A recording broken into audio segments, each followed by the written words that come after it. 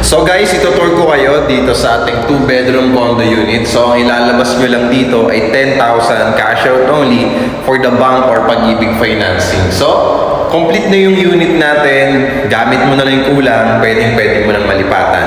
Later on, ipapakita ko sa iyo yung sample dress-up unit. So, equally divided na po yung 2 rooms natin. Yan. So, ang size po nito ay 30.60 square meters. And then, ito naman po yung ating toilet and bath. Okay, complete na yan. Meron na rin po yan shower head at syempre, yung toilet and bath features po natin. So, ganito po kalawak yung ating living area dito sa 2-bedroom unit. Alright? So, punta naman po tayo sa dress-up unit.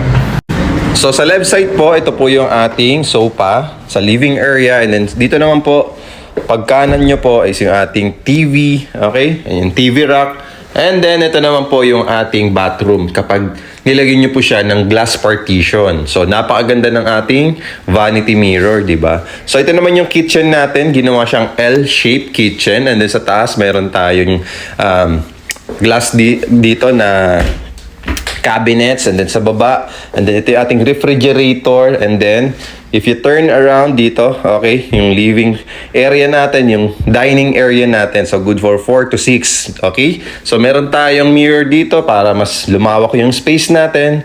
Mas mukha siyang spacious. And ito naman yung ating 2 bedrooms na, okay, equally divided siya. So, meron tayong abang for aircon and then for study table, okay, para sa mga kids natin.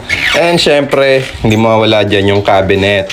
Alright, so dito naman sa kabilang room, ganun na ganun din, di ba? Dahil equally divided siya, nasa sayo kung gusto mo maglagay ng double deck dito and then ganito pa rin yung design niya. So, napaka-spacious din talaga ng 30.60 square meter.